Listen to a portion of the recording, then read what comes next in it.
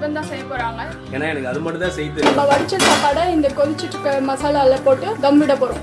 ஸ்மெல்லும் செம்மையா வருதுங்க. கல்யாண வீட்டுல செய்யற மாதிரியே வந்திருக்கு. அஸ்ஸலாமு அலைக்கும். ஹாய் ஃப்ரெண்ட்ஸ், வெல்கம் டு ஷக்கீஸ் vlog. இன்னைக்கு இந்த vlogல நம்ம பார்க்க போறது ஒரு இன்ட்ரெஸ்டிங்கான video. Biryani recipe. Chicken biryani செய்ய போறோம். சிக்கன் பிரியாணி வந்து வடி பிரியாணி ஸ்டைல்ல மேரேஜ்ல செய்யற மாதிரி செய்ய போறோம். இந்த பிரியாணி யார் செய்ய போறான்னு பார்த்தா என் ஹஸ்பண்ட் தான் செய்ய போறாங்க. என் ஹஸ்பண்ட் தான் சூப்பரா பிரியாணி செய்வாங்க. அவங்க பிரியாணி செய்யறதுல செம ஸ்பெஷலிஸ்ட். ஏன்னா எனக்கு அது மட்டும் தான் செய்ய தெரியும். ஏன்னா பிரியாணி தான் இருக்கிறதுல ஈஸியான ரெசிபி. எல்லாம் கிடையாது, எல்லா ரெசிபியும் நல்லாவே செய்வாங்க. நான்வெஜ் ஐட்டம்ஸ்லாம், சிக்கன்லாம், கிரேவிலாம் சூப்பரா செய்வாங்க. எப்படி செய்யலாம்னு பார்க்கலாம் வாங்க. இப்போ ஸ்டவ் ஆன் பண்ணிக்கலாம். ஸ்டவ் ஆன் பண்ணி ஒரு அடிகனமான பாத்திரத்தை வச்சுக்கலாம். பாத்திரம் நல்லா சூடாகணும். சூடானதுக்கப்புறம் நம்ம ஆயில் ஊற்ற போகிறோம். நல்லா ஹீட் ஆகிடுச்சு. 200 கிராம் ஆயில் ஊற்ற போகிறோம். இப்போ ஆயில் நல்லா ஹீட் ஆகிடுச்சு. பட்டை, லவங்கம், ஏலக்காய் எல்லாமே ஒரு கிராம் போட போகிறோம். வச்சுருக்க 400 கிராம் ஆனியன் போட போகிறோம். வெங்காயம் நல்லா ஸ்லைஸாக வெட்டிக்கோங்க. அப்போ தான் வதங்குறதுக்கு கொஞ்சம் ஈஸியாக இருக்கும். வெங்காயம் நல்லா வதங்கணும். வெங்காயம் நல்லா கோல்டன் ப்ரௌன் ஆகிற வரைக்கும் வதங்கினா தான் பிரியாணிக்கு அது ஒரு நல்ல ஃப்ளேவர் கொடுக்கும். இப்போது வெங்காயம் வதங்கும் போதே அரிசி ஊற வைக்கணும். என்ன அரிசி எடுத்துருக்கோன்னு பார்த்தீங்கன்னா யூனிட்டி பிராண்ட் பாஸ்மதி ரைஸ். இதை ஒரு தண்ணி நல்லா கழுவி ஊற வச்சுருங்க. ஒரு தண்ணிக்கு வாஷ் பண்ணால் போதும். ரொம்ப போட்டு வாஷ் பண்ணாலும் அரிசி உடஞ்சிரும். அதனால் ஒரே ஒரு தண்ணி வாஷ் பண்ணால் போதும். ½ அன் ஹவர் இந்த அரிசி நல்லா ஊறணும். அதனால் நம்ம வெங்காயம் வதங்கும் போதே அரிசி ஊற வச்சா கரெக்டாக இருக்கும். இந்த அரிசி எடுக்கிற அளவு பாத்திரத்தில் நோட் பண்ணிக்கோங்க. அப்போ தான் அளவு தண்ணிக்கு கரெக்டாக இருக்கும்.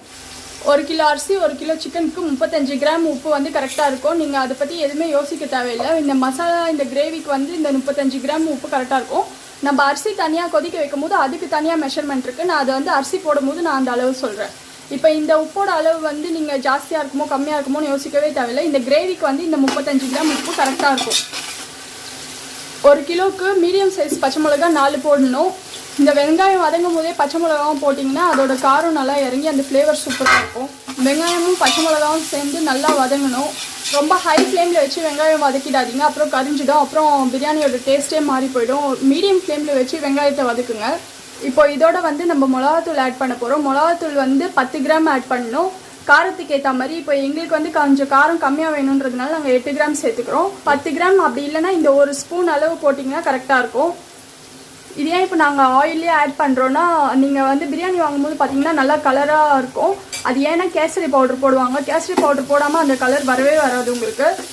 இப்போ இந்த ஆயிலில் இந்த மிளகாத்தூள் போடுறதுனால உங்களுக்கு அந்த கலர் வரும். இப்போ இந்த வெங்காயம் நல்லா வதங்கட்டும். இந்த வெங்காயம் வதங்குற நேரத்திலே சைமல்டேனியஸாக நம்ம வந்து இந்த குக்கரில் வந்து அரிசிக்கு உண்டான ஒலையை போட போகிறோம். 1 கிலோ அரிசிக்கு 3 லிட்டர் தண்ணி தேவைப்படும். இப்போ இந்த குக்கரில் 3 லிட்டர் தண்ணி வச்சுருக்கோம். தண்ணி வச்சு கொதிக்க விட போகிறோம். இப்போது அப்படியே சைடில் இது எப்படி இருக்குன்னு பார்த்துடலாம். இப்போ நல்லா வெங்காயம் வதங்கிட்டு இருக்கு, பார்த்தீங்கன்னா தெரியும். நல்லா கோல்டன் ப்ரௌனுக்கு வந்துடுச்சு. இப்போ மிளகாத்தூள் போட்டிருக்கிறதுனால உங்களுக்கு அந்த வெங்காயத்தோட கலர் தெரியாது, டார்க் கலரில் தான் தெரியும். இது கூட 10 கிராம் கொத்தமல்லி, 10 கிராம் புதினா ஆட் பண்ண போகிறோம். ஆட் பண்ணி ஒரு தடவை நல்லா மிக்ஸ் பண்ணிக்கோங்க. இதோட வந்து 100 கிராம் இஞ்சி, 50 கிராம் பூண்டு ஆட் பண்ண போகிறோம். பச்சை வாடை போகிற வரைக்கும் நல்லா வதக்கிக்கோங்க. இஞ்சி பூண்டு வதக்கிட்டு அந்த இஞ்சி பூண்டுலேருந்து ஆயில் பிரிஞ்சு வர வரைக்கும் நல்லா கொஞ்சம் வேக விடணும். அப்போ தான் அதோட பச்சை வாடையெல்லாம் போயிட்டு இஞ்சி பூண்டோட ஃப்ளேவரும் நம்மளுக்கு நல்லா கிடைக்கும். இப்போ இந்த இஞ்சி பூண்டு நல்லா வதங்கிடுச்சு. பாருங்க, அந்த இஞ்சி பூண்டுலேருந்து ஆயிலெலாம் நல்லா பிரிஞ்சு வந்துருக்கு. இப்போ இதோட வந்து நம்ம எடுத்து வச்சுக்கா 300 கிராம் தக்காளி ஆட் பண்ண போகிறோம். தக்காளியும் கொஞ்சம் ஸ்லைஸாக கட் பண்ணிக்கோங்க, அப்போ தான் சீக்கிரமாக வேகும். இப்போ இந்த தக்காளி ஆட் பண்ண உடனே சிக்கனையும் நம்ம ஆட் பண்ண போகிறோம். சிக்கன்றதுனால சீக்கிரமாக வந்துடும். 100 கிராம் தயிர் ஆட் பண்ணிக்கோங்க. கொஞ்சமாக மஞ்சள்தூள், தயிர், மஞ்சள்தூள் எல்லாத்தையும் போட்டு நல்லா ஒரு மிக்ஸ் பண்ணிக்கோங்க. மசாலா எல்லாமே நல்லா பைண்ட் ஆகிற மாதிரி மிக்ஸ் பண்ணிக்கோங்க. இப்போ இந்த மசாலாலாம் எல்லாமே நல்லா பிளெண்ட் ஆகி நல்லா எல்லாமே கிரேவி ஸ்டைலுக்கு வந்ததுக்கப்புறம் நம்ம 1.25 தண்ணி ஊற்றி நல்லா கொதிக்க விட போகிறோம். இப்போ ஃபஸ்ட்டு இந்த வாட்டர் பாட்டிலால் 1 லிட்டர் ஊற்றுறோம். இப்போ இந்த மசாலாவோட 1.25 லிட்டர் தண்ணி ஊற்றியாச்சு. இப்போ இதை நல்லா கொதிக்க விட போகிறோம். இப்போ இது ஒரு 15 நிமிஷத்துக்கு நல்லா கொதிக்கணும். இப்போ இதை நம்ம மூடி போட்டு வச்சிடலாம். இப்போ இந்த அரிசி வேக வைக்கிறதுக்கு கொதிச்சுட்டு இருக்க தண்ணியில் நம்ம கொஞ்சமாக கொத்தமல்லி புதினாவை ஆட் பண்ணிக்கலாம். இப்போ இந்த அரிசிக்கு தேவையான உப்பு போட போகிறோம். இதுக்குமே பார்த்தீங்கன்னா 35 கிராம் உப்பு தேவைப்படும். மசாலாவில் 35 கிராம் போட்டிருக்கோம். இப்போ கொதிக்க வைக்கிறதுக்கு 35 கிராம் போட்டிருக்கோம். இந்த அளவு வந்து கரெக்டாக இருக்கும். நீங்கள் கம்மியாக இருக்குமா இல்லை அதிகமாக இருக்குமான்னு கவலையே பட தேவை. இப்போ 15 நிமிஷம் ஆயிடுச்சு. நம்ம மூடி திறந்து பார்த்துடலாம். பாருங்கள், தண்ணி நல்லா கொதிச்சுட்ருக்கு. சிக்கனும் நல்லா வெந்திருக்கும். இந்த டைமில் வந்து நம்ம பக்கத்தில் கொதிச்சிட்ருக்க இந்த தண்ணியில் அரிசியை போட்டு நல்லா ஒரு 25% வெந்ததுக்கப்புறமா வடித்து அதோடு சேர்த்து தம் விட்டுற போகிறோம். ஊற வச்ச அரிசியை நல்லா தண்ணி வடித்து வச்சாச்சு. இப்போ நம்ம இது கொதிக்கிற தண்ணியில் ஆட் பண்ணி பாயில் பண்ண போகிறோம். ஒரு 25% வெந்தாக்கா போதும், ரொம்ப வேக விட்டுறாதீங்க இதுலேயே, அதுக்கப்புறமா அரிசி உடஞ்சிரும், பிரியாணியும் நம்மளுக்கு குழஞ்சா மாதிரி வந்துடும். அதனால் இதில் ஒரு 25% மட்டும் வேக விட்டு எடுத்துக்கோங்க. இந்த அரிசி வந்து ஹை ஃப்ளேம்லேயே இருக்கட்டும். அரிசி போட்டு ஒரு தடவை நல்லா மிக்ஸ் பண்ணி விட்டுருங்க, ரொம்ப போட்டு கிண்டி விட்டுறாதீங்க, அப்புறம் அரிசி உடஞ்சிரும். இப்போ இந்த அரிசி போட்டு 1 நிமிஷம் இல்லை 2 நிமிஷம் நல்லா கொதிச்சா போதும். இங்கே பாருங்கள் அரிசி எவ்வளோ நீட்டாக சூப்பராக வந்திருக்கு. இப்போ இது போட்டு பாருங்கள், அரிசி போட்டு நல்லா 25% வெந்துருச்சு. போட்டதை விடவே டபுள் மடங்காக எப்படி வந்திருக்கு பாருங்கள். இப்போ நம்ம இதை வந்து வடிச்சிடலாம். மாதிரி ஸ்டெய்னர் ஒன்று வச்சு நம்ம வடிச்சிக்கலாம்.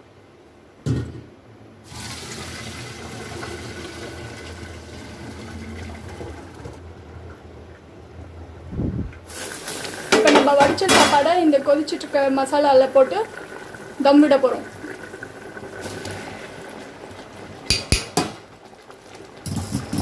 இப்போ நம்ம வடித்த அரிசியை இதில் போட்டாச்சு. இதில் போட்டு ஒரே ஒரு மிக்ஸ் மட்டும் பண்ணுங்கள். மிக்ஸ் பண்ணிட்டு நம்ம தம் விட்டுடலாம். ரொம்ப போட்டு அடியிலேருந்து மேலே அந்த மாதிரி கிண்டி விட்டுறாதீங்க. இப்போ அரிசி லெவலும் அந்த தண்ணி லெவலும் கரெக்டாக இருக்குது பாருங்கள். நம்ம வச்சா 1.25 லிட்டர் தண்ணி கரெக்டாக இருக்குது.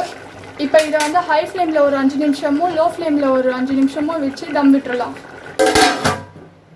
சைடில் ஆவி போகாமல் இருக்கிறதுக்கு நம்ம வடித்த தண்ணியை வச்சு தம் வச்சிடலாம். இப்போ 5 நிமிஷம் ஆயிடுச்சு. இது பாருங்கள் நல்லா வெந்துட்டு இருக்குது, சைட்லேருந்து ஆவி வருது. இது வந்து ஹை ஃப்ளேமில் இப்போ 5 நிமிஷம் இருந்திருக்கு. இப்போ நம்ம லோ ஃப்ளேமில் வந்து 5 நிமிஷம் வச்சு வேக விட போகிறோம். இப்போ இது ஸ்லோ ஃப்ளேமில் வச்சு 5 நிமிஷம் ஆயிடுச்சு. ஹை ஃப்ளேமில் ஒரு 5 நிமிஷமும் லோ ஃப்ளேமில் ஒரு 5 நிமிஷமும் மொத்தம் 10 நிமிஷம் ஆயிடுச்சு. இது ஆஃப் பண்ண உடனே வந்து நீங்கள் ஓப்பன் பண்ணிடாதீங்க. ஆஃப் பண்ணி ஒரு 10 நிமிஷம் அடுப்புலேயே இருக்கணும், அப்போ தான் இன்னும் நல்லா தம் ஆகும். இப்போ 20 நிமிஷம் நல்லா தம் ஆயிடுச்சு. 20 நிமிஷம்னா வந்து நம்ம ஃப்ளேம்லேயே வந்து ஹை ஃப்ளேம் ஒரு 5 நிமிஷமும் லோ ஃப்ளேமில் ஒரு 5 நிமிஷமும் வச்சுருந்தோம். அதுக்கப்புறம் ஆஃப் பண்ணிட்டு ஒரு 10 நிமிஷம் வச்சுருந்தோம். மொத்தமாக 20 நிமிஷம் நல்லா தம் ஆயிருக்கு. இப்போ வாங்க நம்ம ஓப்பன் பண்ணி பார்த்துடலாம் எப்படி வந்திருக்குன்னு.